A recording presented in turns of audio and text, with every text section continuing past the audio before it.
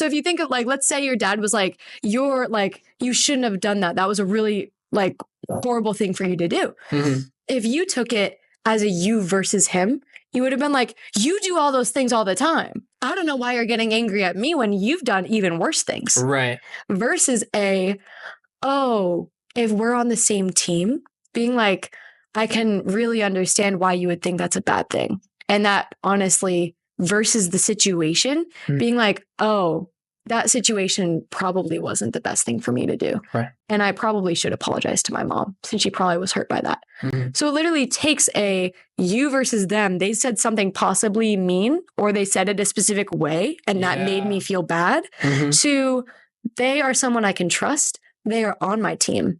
Now we need to figure out what happened together, right, not against each other. Right. And even what you were saying about mindset, which I really liked, was if you take the two words, it's mindset. Right. Your mind is set towards something. Mm-hmm. It's like your automatic setting in your brain of you already have a code of thinking.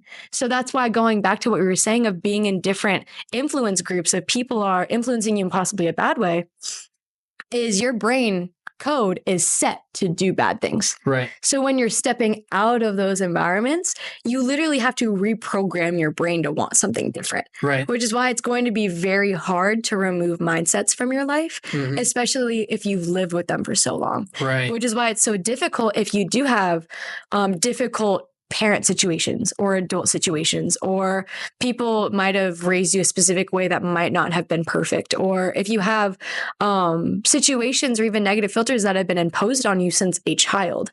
So many things that we've learned in our adolescence are even harder to get rid of because they've been programmed into who we are. Right. Where if we were told ever since we were little that you're a horrible person that I never wanted, like let's say if your parents did tell you like, oh, you're a mistake, I wasn't supposed to have you, how much longer that mindset would take to get rid of because it was told to you from so long ago. Right. And first of all, like we definitely know none of us are mistakes. None of us are just a like little breathing organism where we're not supposed to be here. We are all made for a purpose. We're all made to do specific things. We are all made to impact and influence people in an amazing and effective way. We are all made to be in community with one another. And so if people try and tell you that, it's coming out of a place of their own hurt, not you. Right. Not you. Absolutely. So if people are telling you negative or hurtful things, then that is a sign of, are they a person that I should be listening to? Are they a person that I need to be letting pour into myself?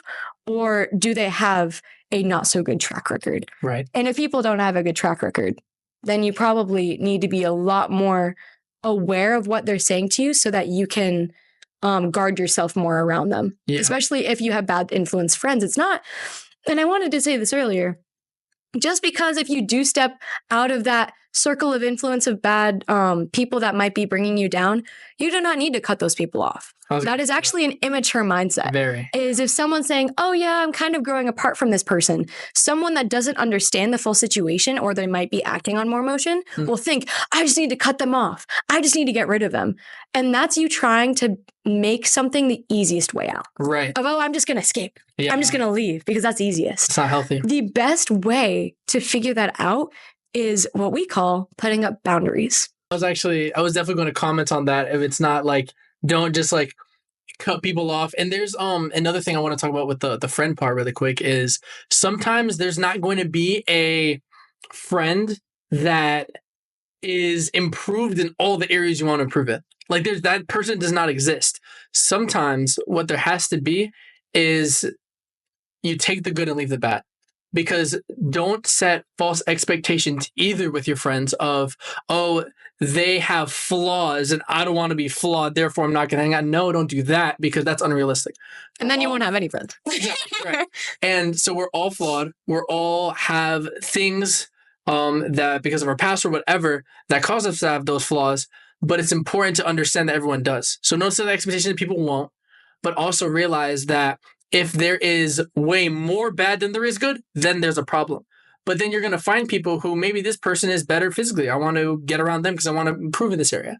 And there will be certain things that you take. Maybe this person is who I talk to about fitness. This person is who I talk to about, I don't know, money. This person is who I talk to about school and math. So things like that where you kind of are able to glean things off of people. But the most important thing when it comes to those friends is making sure that it's not that in majority of areas they're pulling you down. Mm.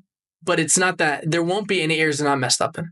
But always be able to have that grace because you want to do to others as you would have them do to you.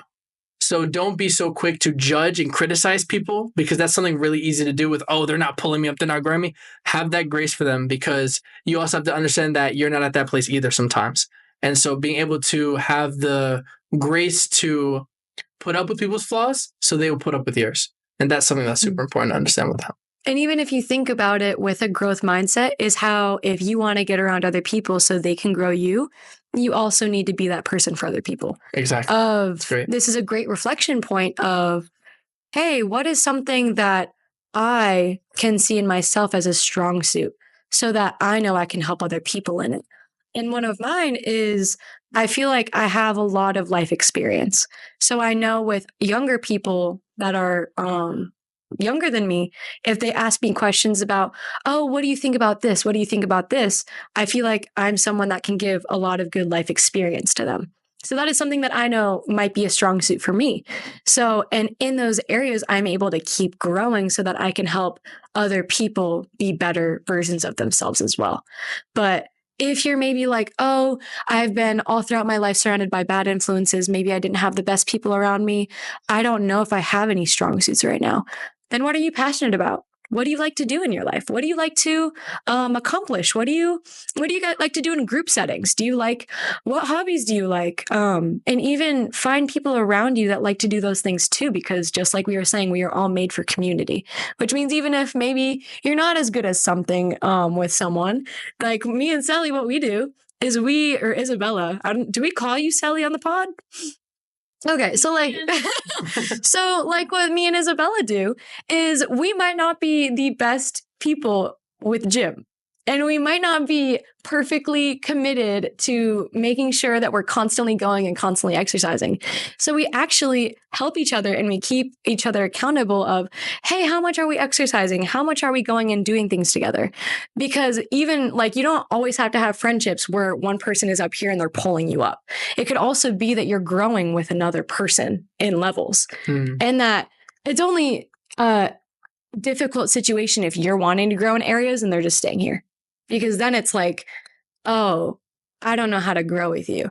And that's where boundaries come in, where it takes some moments of, I might not bring specific things up to you anymore, or I might not talk to you about specific things anymore, because that's just emotional maturity. Some people think in an immature mindset of you're just cutting them off, or you're not being a true friend to me because you're not showing 100% of yourself to me. Mm-hmm. And you're not supposed to do that to everyone. Right. Nobody deserves your 100% knowledge of yourself, except for maybe in the future when you have a husband or a wife. Mm-hmm. There are people you're supposed to be extremely close to because you are in marriage with them. But anyone else, like in high school, middle school, college, you should not be giving 100% of yourself to everyone, because you need to make sure that you are also showing up for yourself.